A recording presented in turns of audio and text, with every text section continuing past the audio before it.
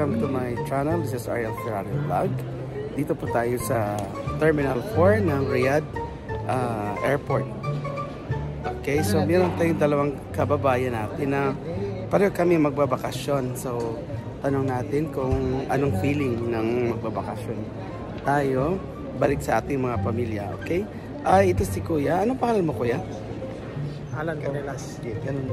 Alan Bonelas. Alan. Okay, Alan. Taga saan ka sa atin, Alan? Bicol. From Bicol. Okay. Alan, anong feeling natin, Alan? Ngayon nagbabakasyon tayo. So, ano man natin i-ano natin sa ating mga kababayan? Ay, masaya. Masaya talaga pag pauwi ng Pilipinas. Pero pagpabalik, malungkot. Oo, yan naman talaga eh. Pag may pamilya, lalo na tayo. Malungkot talaga tayo maiwan ng pamilya. Kahit walang dalang pera pa uwi, masaya. Makapiling na pag... Okay. Ilang taon kayo sa Saudi Arabia, Tagal Kuya? na ako, nasa 15 years na. 15 years, okay. Si Kuya, 15 years na pala. Okay. Salamat, Kuya. May isa pa tayong kababayan, itatanong natin. Okay, Kuya.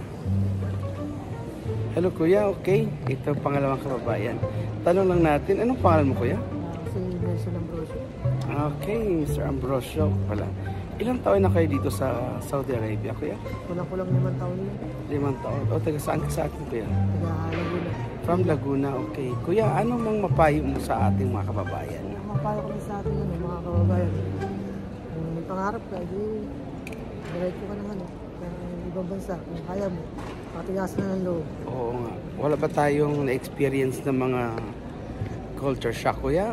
Kayang-kaya ba natin na patuloy ating trabaho? Kahit mahirap, patuloy lang. Kasi kaya mo yun. Oo. Pangarap mo yun.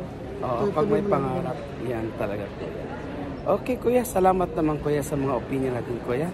Ipaano natin, paabot natin sa inyo. Na at least ito mga experience natin, maano natin.